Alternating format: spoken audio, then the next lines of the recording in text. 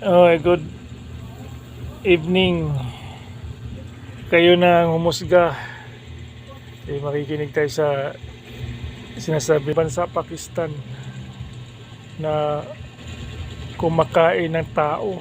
Nila ang mga bangkay saka niluluto at kinakain ang laman nito. Mahigit sa 100 na ang bangkay ang nahukay at nakain ng magkapatid na ito at isa nga ito sa pinakamalalang kaso ng cannibalism na nangyari sa Pakistan noong 2014. Ngunit ano kaya ang rason ng magkapatid na ito upang masikmurang kumain ng mga bangkay? Ito ang cannibal na magkapatid na si Muhammad Farman Ali at si Muhammad Arif.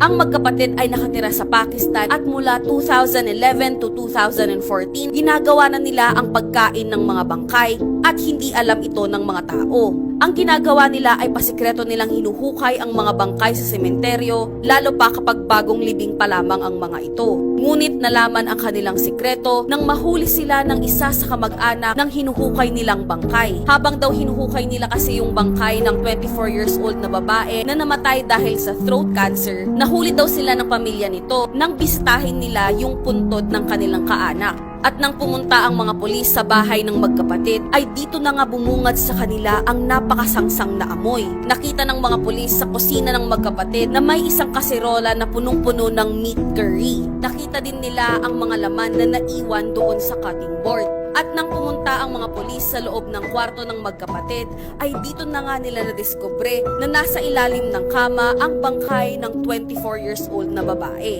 Nang tignan nila ang bangkay, ay nakita nila na nawawala ang paa nito. Doon na nga nila nalaman na ang sinahog pala ng magkapatid doon sa meat curry na nandun sa kaserola ay ang paa pala ng bangkay na babae. Inaresto nga ang magkapatid at inamin nila ang kanilang mga ginawa.